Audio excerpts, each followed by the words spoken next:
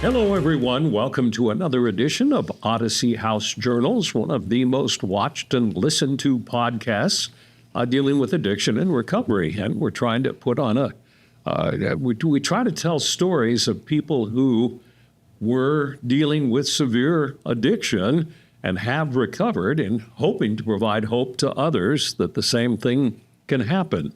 I'm your host, Randall Carlisle. My co-host is Nicole Slack. And our guest today is Tim Reynolds. Thank you very much for coming. Thank you for having me. I've got to tell you, you've been recommended for this podcast because people have said you have done such a good job in recovery. Is that true? Well, I don't know. That's sort of like asking you if you're handsome or not, but a good job in recovery. I just know that I've experienced some epiphanies or some just paradigm shifts in the way that I think, in the way that my perception is, in the way that I view things, in my life. That's sort of the key, because what I've found, and we all talk about it all the time, is when you're in active addiction, you blame the whole world for everything that's happening to you, justifying your addiction, right? Yeah. And the paradigm is that, well, I'm responsible for a lot of the crap that I've gone through, right? Yeah. I was a JMR king. It's one of the justifying, minimizing, rationalizing. Yes. My wife would say that I was a narcissistic, master manipulating, justifying, manipulating, bastard, minimizing, rationalizing king. Yeah, okay. So you were super easy to be with, is what you're saying. Yeah. No. So tell us about your addiction and then your recovery. I got started with drugs late, but when I turned 21 and I was got my first job as a bartender, and I could drink for fairly free to nothing. I learned that I liked the way that I felt when I was drinking. So it's like, that's why Mom has always had bars in the house, right? My mother was a realtor, always had broker parties at the house, always had a house with a wet bar in it, and me and my sisters would sneak into that. But I understood why she liked the alcohol. Yeah, same here. I like the feeling. It was easier to be sociable and everything else. Right, yeah. It made me come alive socially and be a part of the crowd. Yeah. But it wasn't until I was 28, 29 years old that I tried cocaine for the first time and said, wow, now I can get my car home too. So, I was always scared to drive, inebriated. But I learned that, wow, when you do a line of cocaine, it just like makes it feel like, plus it had other benefits that were just, you can stay up the rest of the night, and it aided me in chasing women. Sure. And just have, establishing all kinds of false thinking, problematic behaviors. But that fast forwarded into, smoking coke, and then was turned on to methamphetamines there and say, nobody really smokes coke anymore. Cocaine's kind of going downhill. Try this new meth. And I tried it, and it was like, wow, there was my drug of choice, right? And so I struggled with it, and I had fun with it, and developed a lot of problems with it from the early 2000s, off and on until 2005, and it caused some problems that ended up costing my wife and I a DCFS case with our young daughters, who were only about 10 and 12 at the time. As we were coming out of those problems, my youngest daughter, Sadie, developed a rare cancer that was developed in adolescence. And Lisa and I were both in recovery then, and she was going through the Orange Street program. and I was fighting the DCFS battle that I kind of, in a sidewinder, back-assward way, kind of got us involved with. And we came through that case successfully. And but Lisa, when she got out of Orange Street, she got custody back of both the daughters, and I ended up going south with another relationship from my youth. So we got divorced in '97. Then I continued on, and I went to federal prison in 2009. For what charges? I'm sorry, 2007 is when we got divorced. 2009 is when I went to federal prison for conspiracy to distribute methamphetamine in Montana. So you were dealing, or? Yeah. I was dealing, right? Accountability 101. I was selling. You said that reluctantly. It was supposed to be a one-time, Would you say that you're justifying, minimizing, and rationalizing that right now? Maybe. Yeah. I made a deal to sell to somebody over in Montana, and I got intercepted by the DEA. So you spent how much time in federal prison?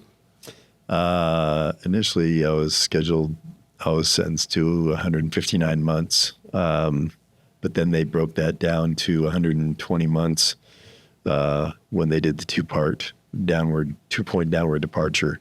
It would have dropped it down to 96 months, but they couldn't go below the mandatory minimum. So it was 120 months. I ended up serving 96 because I did a drug and alcohol program in prison that was like not really a program. That's why when Odyssey asked me, "Have you done a program?" It was like workbook based, and you saw your counselor like once every other week, and these groups with a bunch of other guys that are in prison that also don't want to be there, but they do want the year off, so they're checking the boxes so they can get out on that program. So you get out of prison, you're clean. Yeah, I got out of program. I got out of prison in 2017, September, and my lovely wife, ride or die, Lisa, she was clean, and I got a job, driving a truck right away. Had my CDL that I got while I was in prison through a vocational program, and did great for about right around 3 years. My wife was a dispatcher at AAA, and COVID hit, and so it started stressing on her hours, and it started stressing on my hours. Being out on the road was a stressor, so I started driving locally. COVID hit, started causing anxiety with my wife, along with other problems that come along with when you're approaching your 50s as female and male that were unaddressed. She started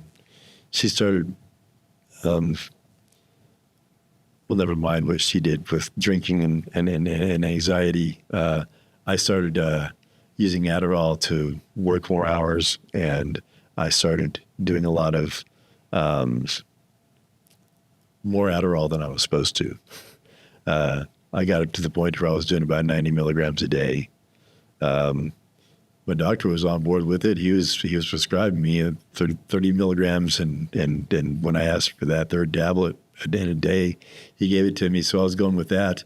The problem was I had a recurring stomach hernia problem that I'd had when I was in prison. Kept getting hernias in my stomach. So when I went to the U of U, they set me up for a complete stomach outer wall reconstruct.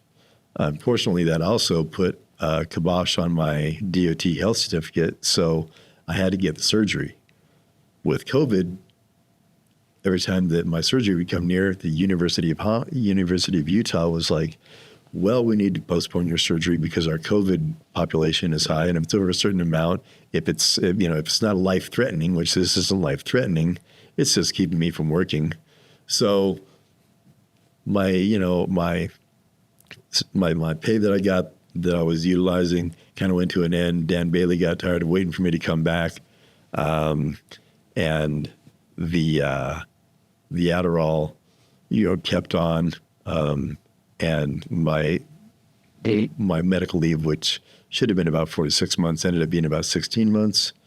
Turned me into getting off my Adderall, getting back on meth. caused separation for me and my wife again. And then over the last year, it's just been a reckless ride. So I was coping fairly well reopening my handyman business and my remodeling business that I was doing. It's my go-to when I want to work my own hours because I can't adhere to somebody else's schedule. But in 6 months, I managed to rack up, a couple accidents, destroying my driver's license. Not my career, but it caused suspension from the DOT from my driver's license for a year, and a couple $1,000s in reinstatement fees that I'm going to have to pay to get it going back on again. But one of those accidents turned into a failure to appear, which led me to jail. And I'm just a firm believer that sometimes God will pick you up out of the muck and the mire to rescue you, and he'll put you in another place to let you think about what you've done. And when I got arrested and put into Weber County, it didn't take a couple days coming out of my walk-in coma that I'd been in to realize that I needed to be there to commit the time into my recovery and what it was that I wanted in life. So I looked at the tablet that they gave you in Weber County. I didn't have any money to put on it, so I was just like looking through the reentry stuff. That sounds good, reentering society, but not like this, right? I talked to my public defender, asked him, is there going to be any possibility that maybe the judge will, allow treatment? Because he goes, well, are you looking for treatment because you want to get free, or are you looking? I was like, no, I need to get myself together. I'm 58 years old.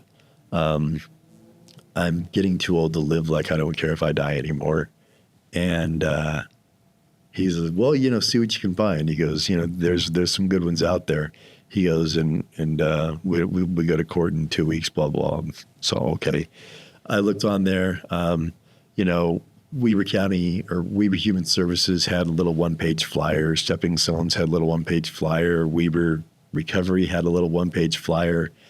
And I'm like, where do I get more information? And I'd see Odyssey House. And I'd heard, some good and some bad about Odyssey House. And I'm talking to people in the pod about it. I look at the Odyssey House on the tablet, and there's like an 18-page informational on there. Wow. I was just like, wow. I didn't know we had that much. Yeah, it's a lot. And so, I was looking at it, and I just knew by seeing what they do for single women and parents and single fathers with kids and mothers with kids and treating the whole person. And my judge was specific, because when I went in and I said, Your Honor, I want treatment, and I went in with writing him a letter beforehand, because I wanted him to know. So I wrote him like a letter and said, this is why I want treatment. I'm just not one person that's going to come in front of your bench and try to say what I have to get free. I want, I don't mind the going straight to Odyssey House. I need that. I set up my own structure, right? I know I needed to go someplace that was going to help me treat the whole person.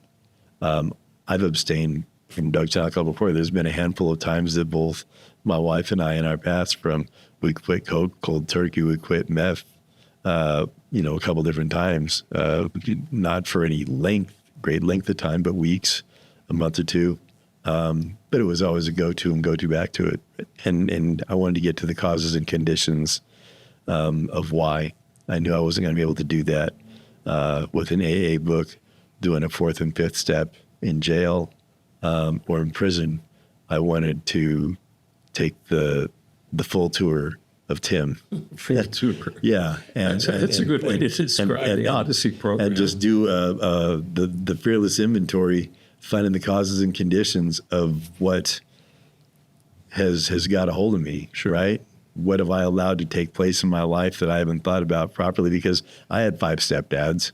My mom, she went through her husband's like every time the ashtray got full. She was a successful realtor, but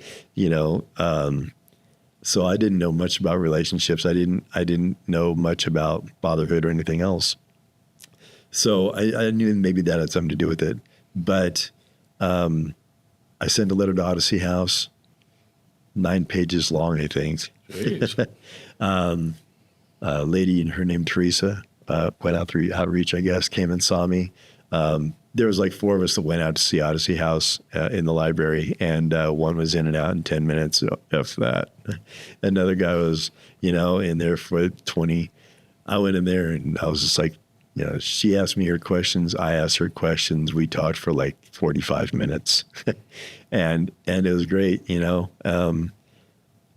I went to my hearing, and even though the DA recommended prison, the judge said, I'm not going to send you to prison because I'm going to give you treatment, but it's going to be dual diagnostic. It's going to be inpatient. Whatever program you start, you're going to finish. There's going to be no program hopping. And I made myself clear. He goes, your success will mean that you don't have to come back into my courtroom. Your failure will permit no alibis.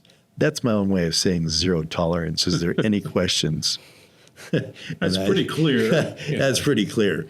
It reverberated into my mind. And I was like, you know what? That's just what I need. And so I went and I waited. I waited like 4.5 weeks when Odyssey House came and got me. And I went down there and the journey began. My Odyssey began. Your Odyssey, your epic journey to sobriety. My epic journey, yeah. Little Homer who couldn't find his way home and just wandered around the seas. I have a lot in common with him too. So you've done well in the program, from what I understand. Yeah, I just jumped in and I just wanted to get to work. Orientation was a little difficult because all this time on my hands, and it's like, well, I'm not in jail, right? And Daniel Halligan was awesome. He allowed me to, do things around there. I told him, I'm experienced handyman, remodeling. What work do you need done around here? So he just let me get busy on projects and stuff. And so it was no question. Somebody with handyman skills would be quite a value at some of our residential places. Yeah. Yeah. When I graduate. You're going to do a lot. That's a goal. That's a goal. I want to get grad. It's like, what's my rush in graduating? Because I want to be employed by Odyssey House. What did you learn about yourself at Odyssey House? You said you needed to. I mean, it sounds like you and your wife went through periods of sobriety, but didn't get to the real root of the reasons why you used. So, I don't know exactly where it took place. I know that, it's like, of course, they're going to want an autobiography. And I wrote an autobiography, and it's just like, you'll probably notice about me, like Nicole notices about me, like a lot of people like. Sometimes I like, it's like, let's get the short answer, right? But, my autobiography, once the pen started flowing, it was like 13 pages, and my therapist at the house was just like, we just need the bullet points. We don't need a complete in-depth autobiography, right? But that's what I needed to do just to get out so I could pull out the bullet points and pull out the highlights. But when I got through, say, okay, so now I'm in the compass, right? And I'm pulling my thinking errors. Now I see why the autobiography was important. And then when I got into the next level in the Compass Senior and I started working on my core beliefs, and I started talking to my therapist, and she was perfect, by the way. I've been through different therapeutic counselors and stuff in my years, but she really had a gift for, I don't know if it was the vibe or what, but I could open up and talk, and it made things visible, and there was moments of tears and moments of breakthroughs that I really, had in those hours each week. And the core beliefs, just that I was never enough, and that my large characteristics of codependency really it's like breakthrough.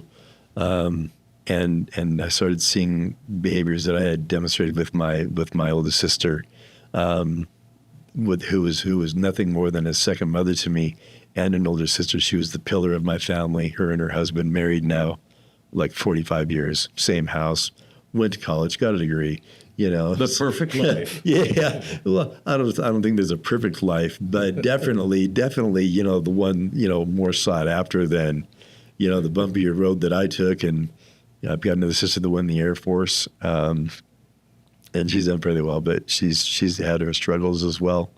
But you know, seeing how it all played out, the core beliefs when I got to address those, and I was kind of, you know, I wanted to take my time. I wanted to make sure I get everything out of this program I could, but at the same time, I wanted to get through, you know, I wanted to get to the nitty-gritty of it, right? And that happened for me at Discovery. Discovery was like, look what I've discovered, right? How the core beliefs fit in with the thinking errors, how the thinking errors stem from the core beliefs, which all came from my autobiography. And now let's take a look at the impact that you've had on your body, on your health, on your life, on your jobs, on your kids, on your wife. And that was hard, right? That was the big, you know, the conversations that I couldn't get through without breaking down. The opportunities that I had seeing my daughters face to face and sitting there saying, I had to do this impact letter and it kind of said this for you. And then she's like, oh my God, you know, Mom, I wish Mom could have this. I wish Mom could have this. I was like, Mom can't, right? I was like, right now, Mom's to the point to where she probably shouldn't be coming back here to visit me because I've got to put this boundary in place, because what's going to happen if, you know, she continues to bring up these past behaviors of mine, right? The past is the past, but it's still, okay, it's a decade ago, it's 2 decades ago. And more than that, I don't want Mom to hurt from it anymore either. I want her to battle through this. And the beautiful thing is that, you know, about 3.5 weeks ago, my daughter Sadie and Skylar dropped her off at Salt Lake Behavioral. And Salt Lake Behavioral had her in medical detox from her balanced diet of Xanax in one hand and vodka in the other for the last 6 or so years. And after that, Salt Lake Behavioral took her down to the VOA. And when Odyssey House got the call that she was down there, they picked her up. Now she's in Lighthouse. Wow. And she just got back from spending a week camping. So father-daughter team at Odyssey. Father-wife. Or father-wife. Husband-wife. Yeah. I'm sorry. CS. My wife is now a sailing her own journey at the Lighthouse. That's cool. Yeah, Cool. as she just got moved up to Compass. She moved into Compass while they were up camping over this last week. So yeah, the journey continues for me. I just went into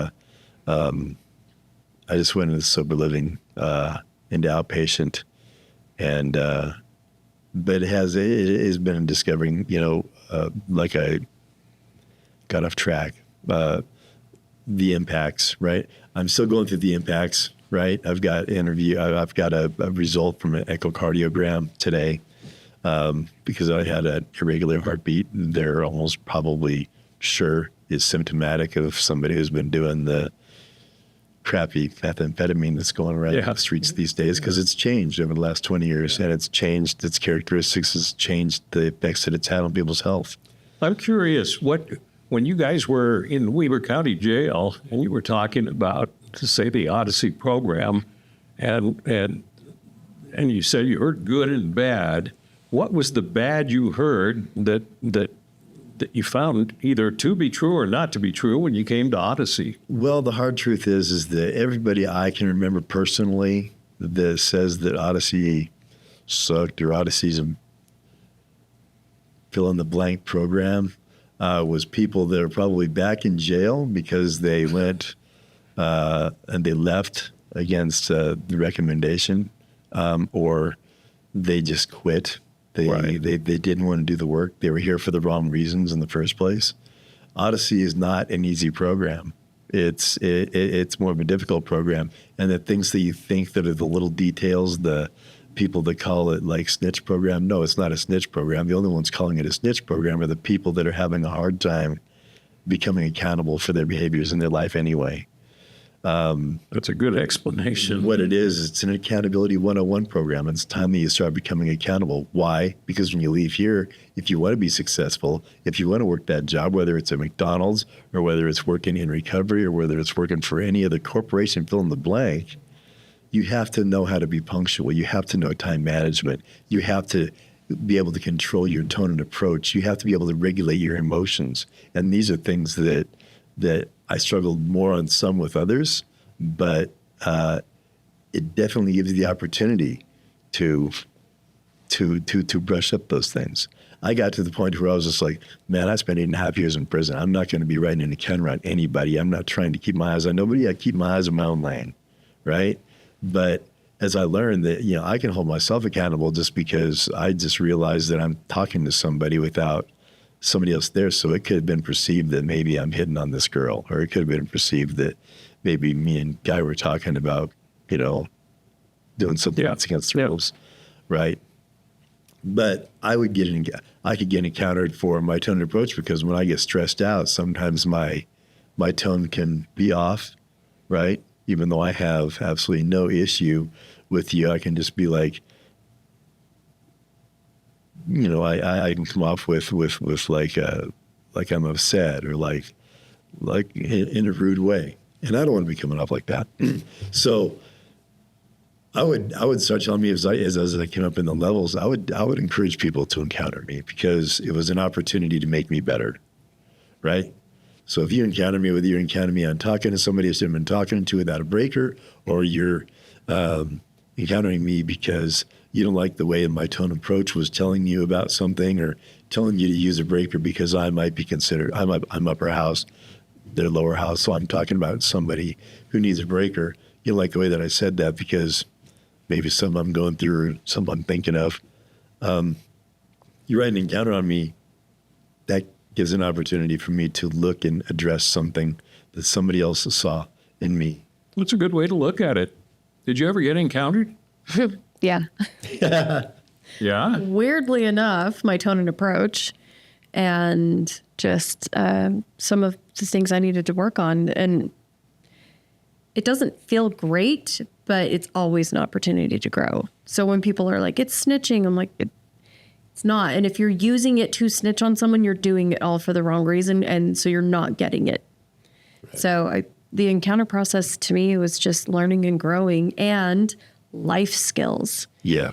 Like you talked about, like, you're going to go to work, you've got to be on time. You got to see how you're talking to people. You've got to see how you're approaching people, and they're life skills. Well, how many times are we encountered by supervisors or people, or, when you in any kind of job? Yeah. And when people are like, I don't need to change, I'm like, okay, well, the life skills you're currently using got you here.